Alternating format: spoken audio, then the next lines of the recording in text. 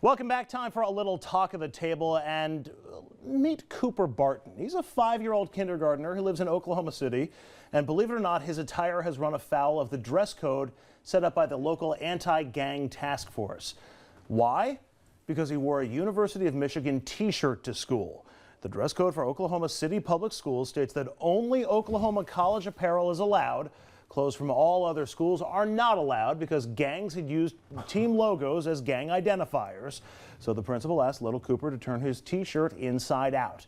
District says it plans to review its current dress code and make any changes it deems necessary. Now, the story has a sort of happy ending.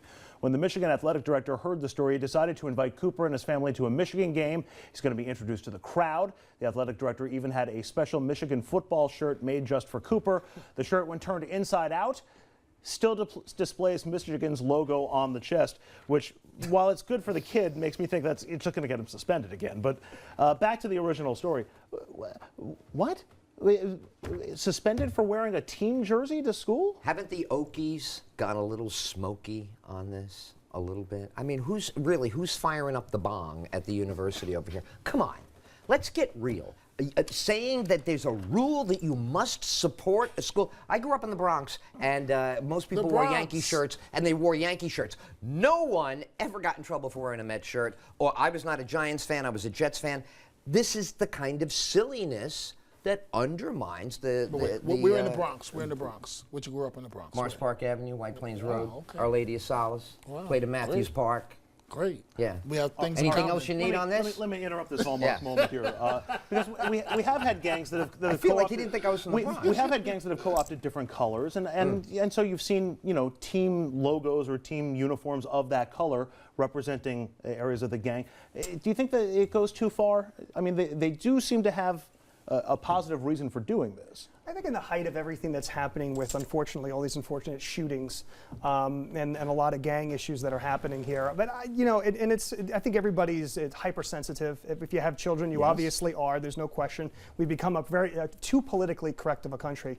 But, he's just lucky that he wasn't wearing OU because they probably would have hung him, would have taken him back outside and buried him in the yard. I mean, I can understand this for high school kids trying to emulate the MTV videos that are walking around with their jeans hanging off their backside. I say, young man, pull those pants up. But to somebody, you said a first grader, you said 5 years old? 5 years old. Come on. I mean, and we're discussing this. The school superintendent should be fired alone for having this controversy exist. At least it's a reminder that, hey, there's college to go to. There's a good, Michigan's a good school. All right, next up. We're looking at the Jets. I guess so. I have to watch college. It's a recruitment tool. No gangs are wearing jet colors. All right, next up. What happens when you try to get people off their cell phones? Well, the news goes viral, of course. Earlier this month, Mark Gold, the owner of a restaurant in L.A., took to the airwaves to discuss his restaurant's new policy of offering customers who check their phones at the door a discount on their bill.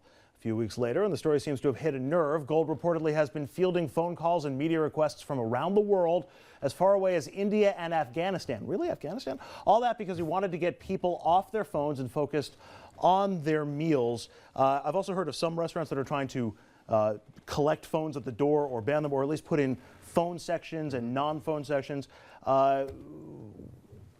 What do you think? It's a great idea. What do you I think it's an absolutely great idea. Bravo. I can't stand people that try to be so self-important on their cell phones. If you're sitting down and having dinner with a friend, your wife, your husband, there's no need to be looking on the phone. If you go to any restaurant, you look around, everybody is texting or sending iMessages or looking, and there's no conversing anymore. We're a country completely hell-bent on technology and not even having an interaction anymore. I think it's great.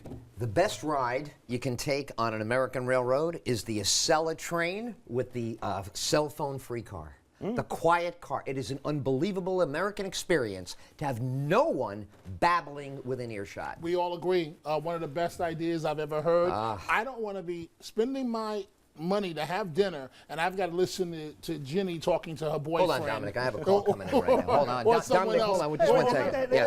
Okay. I must take this. I must take this. I got to take While this. you're in the movie theater, the same thing. You're watching a movie, and hey, Joe, how are you? I have to take this. I love that phrase. Related point. I saw a family last week, family like 12 people eating together, and one of the kids was off at the end of the table on the phone the entire time, playing a game or texting or doing whatever. And I'm like, your whole family is right there. There's interacting to be But you know, done. but that's personal. That If, is, that is. if you want to have antisocial behavior within your own Oh, I family, do. no, meaning anyone, that's on you. I just don't want to listen to you having arguing with your boyfriend or your girlfriend while I'm trying to have dinner. And the street bump with the texting.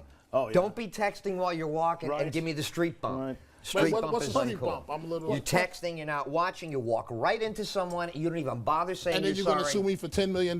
Well, I'm going to make it half because of our deal in the last segment. Plus, it's just rude. All right, finally, talk about fizzing out. New Yorkers are bubbling over. I love the about Mayor Michael Bloomberg's proposed soda plan. It's not fizzy. Apparently, under his plan, restaurants, movie theaters, and stadiums would be banned from selling sugary drinks larger than 16 ounces. This you know. What you might not know is that a new poll shows that 60% of New Yorkers think it's a bad idea. When was the last time you saw that many New Yorkers who agreed on anything? The proposal is expected to be approved by the Board of Health on September 13th. 60% of New Yorkers think it's a bad idea. What does the table think? I think that what's happening with Bloomberg and the the trans fats, the salts, the smoking, and now the soda ban, he's trying to create a legacy here in New York that he is Mr. Health. As my mother. As your mother. Yeah. Well, they say No, the it's a nanny great state. idea. But It's a great and you know idea. the big issue that I think they should really be focusing on, and this is just this is like one of those just stupid issues that you just throw out there to get some press and to have people stop talking about stop and frisk. But really the issue is that you got to start addressing the physical education needs of the public schools in New York City, which are absolutely abysmal. Well, and then if you limit the sodas to 16 ounces, then they got to go twice as often to go get a soda. And you can't. Or And they can forget fit about behind it. So the now desk. you can't have school breakfast for these kids that desperately need to eat, because everybody knows that there's a correlation between children that are fully nourished and their brain being able to learn more. 60% of New Yorkers don't like to be told what to do. They're not interested in whether you're right or wrong. Tune out. Don't need to hear it. Take the same 100%. poll a year from now, and they will support the idea. It's one of the best things that Bloomberg has ever done as mayor. Interesting. We'll hold you to that, Dominic. We're going to wrap things up on RFL when we return.